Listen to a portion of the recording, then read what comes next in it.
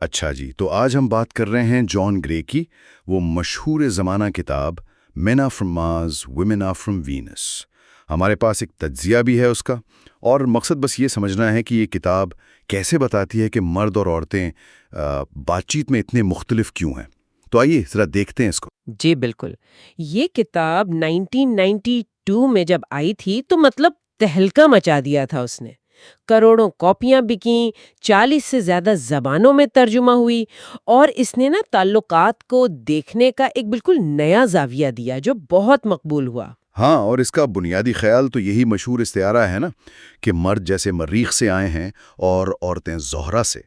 تو گرے کہتے ہیں کہ مرد جب کسی مسئلے میں ہوتے ہیں تو ان کا دھیان ہوتا ہے حل نکالنے پر۔ وہ اکثر چپ ہو جاتے ہیں، اکیلے ہو جاتے ہیں، جسے وہ کہتے ہیں غار میں چلے جانا۔ کتاب کے مطابق وہ اصل میں مسئلے پر پوری توجہ دے کر نا اس کا حل سوچ رہے ہوتے ہیں۔ دوسری طرف گرے کہتے ہیں عورتیں جب پریشان ہوں تو وہ زہرا والے انداز میں بات کرنا چاہتی ہیں، اپنے جذبات بتانا چاہتی ہیں تاکہ انہیں کوئی سنے سمجھے۔ وہ بات کر کے نا زیادہ جڑاوا محسوس کرتی ہیں۔ اور یہیں سے پھر وہ غلط فہمیاں شروع ہوتی ہیں شاید۔ بالکل، ایک بندہ فوراً حل بتانے لگتا ہے، مشورہ دیتا ہے، جبکہ دوسرا شاید صرف یہ چاہتا ہے کہ کوئی اس کی بات سن لے، ہمدردی کر لے۔ صحیح۔ اور دیکھیں یہ فرق صرف بات چیت کا نہیں، یہ ان کی بنیادی جذباتی ضرورتوں تک جاتا ہے۔ گرے کا کہنا ہے کہ مرد کو یہ محسوس کرنا ضروری ہے کہ اس کی ضرورت ہے، وہ کچھ کر سکتا ہے، مسئلے حل کر سکتا ہے، جبکہ عورت کے لیے اہم ہے کہ اسے سمجھا جا رہا ہے، اس کی قدر ہے اور وہ محفوظ ہے۔ اچھا، اور دباؤ میں ان کا رد عمل وہ بھی تو الگ ہوتا ہے۔ جیسے مرد چپ ہو گیا تو عورت شاید سوچے کہ مجھے نظر انداز کیا جا رہا ہے۔ جی ہاں، اور اگر عورت زیادہ بات کرنا چاہے اپنی پریشانی پر تو مرد کو لگ سکتا ہے کہ بھئی یہ شکایت ہو رہی ہے یا تنقید ہو رہی ہے۔ یہ تو روزمرہ میں ہوتا ہے۔ بالکل، اسی لیے گرے مشورہ دیتے ہیں کہ ایک دوسرے کے اس آپ کہہ لیں فطری انداز کو سمجھنے کی کوشش کریں۔ مرد کی خاموشی کو فوراً لا تعلقی نہ سمجھیں اور عورت کی بات کرنے کی خواہش کو شکایت نہ سمجھیں۔ آسان نہیں ہے، مگر سمجھنے کی کوشش تو پہلا قدم ہے نا۔ کتاب میں ایک اور چیز کا ذکر ہے، وہ سکورنگ سسٹم۔ وہ کیا ہے؟ ہاں، وہ بھی بڑا دلچسپ پوائنٹ ہے۔ گرے کہتے ہیں کہ مرد جو ہے نا وہ اکثر بڑے کاموں یا مہنگے تحفوں کو زیادہ پوائنٹس دیتے ہیں۔ ان کے خیال میں ایک بڑا جیسچر کافی ہے۔ اچھا۔ جبکہ عورتیں گرے کے مطابق وہ جو چھوٹے چھوٹے مسلسل کام ہوتے ہیں نا محبت بھرے، ان کو زیادہ اہمیت دیتی ہیں۔ ان کے لیے ہر چھوٹا کام جیسے فون کر لیا، تعریف کر دی، گھر کے کام میں تھوڑا ہاتھ بٹا دیا، ان سب کے الگ الگ پوائنٹس ہیں۔ اچھا، مطلب مرد سوچے گا ایک بڑا تحفہ دے دیا تو 100 پوائنٹس مل گئے، لیکن عورت کے لیے شاید وہ 100 چھوٹے چھوٹے کام جو روز ہوتے ہیں، ہر ایک پوائنٹ کا وہ زیادہ اہم ہے، کیونکہ وہ مسلسل توجہ دکھاتے ہیں۔ بالکل، وہ تسلسل، وہ مستقل مزاجی، وہ زیادہ معنی رکھتی ہے۔ اسی طرح گرے ایک اور ٹیکنیک بتاتے ہیں محبت بھرے خطوط لکھنے کی، جب تناؤ زیادہ ہو۔ اوہ، وہ کیوں؟ مقصد یہ ہے کہ آپ بغیر بحث کیے اپنے جذبات کو آرام سے صاف صاف لکھ کر بتا دیں۔ یہ خاص طور پر تب کام آ سکتا ہے جب آمنے سامنے بات کرنا مشکل ہو رہا ہو۔ اور بات کرنے کے صحیح وقت کے بارے میں کیا خیال ہے گرے کا؟ اس پر وہ بہت زور دیتے ہیں کہ صحیح وقت چننا بہت ضروری ہے۔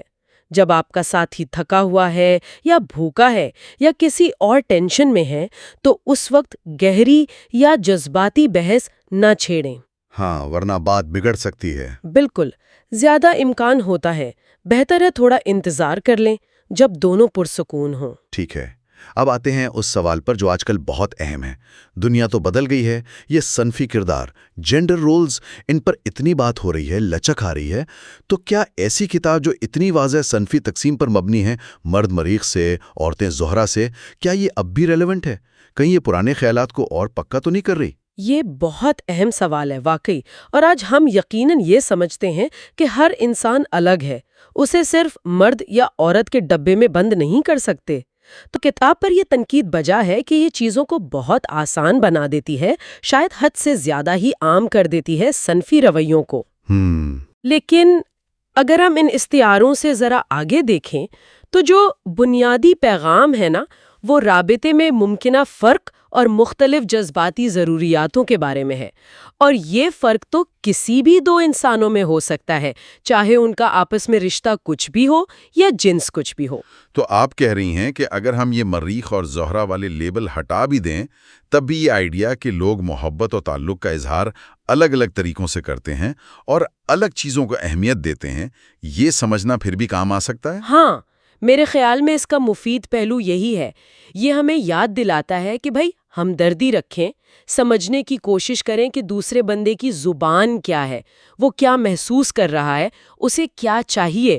یہ ہمیں سکھاتا ہے کہ ہمارا اپنا طریقہ ہی واحد یا صحیح طریقہ نہیں ہوتا۔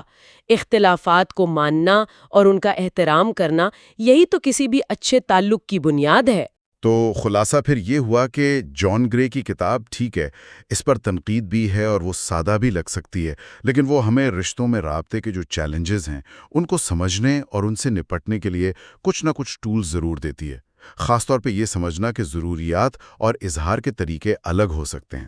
بالکل، اور آخر میں ایک سوچنے کی بات چھوڑ جاتے ہیں۔ کیا ہو اگر ہم یہ مریخ اور زہرہ کے لیبلز کو بالکل ہی ایک طرف رکھ دیں اور ہر فرد پر، چاہے وہ ہمارا ساتھی ہو، دوست ہو، کوئی بھی ہو، اس کے اپنے منفرد رابطے کے انداز، اس کی جذباتی ضروریات، اس کی محبت کی زبان کو پہچاننے اور اس کا احترام کرنے پر توجہ دیں، بجائے اس کے کہ ہم پہلے سے طے شدہ صنفی خانوں میں سوچیں؟ تو یہ انفرادی توجہ ہمارے تعلقات کو کتنا زیادہ گہرا اور مضبوط بنا سکتی ہے۔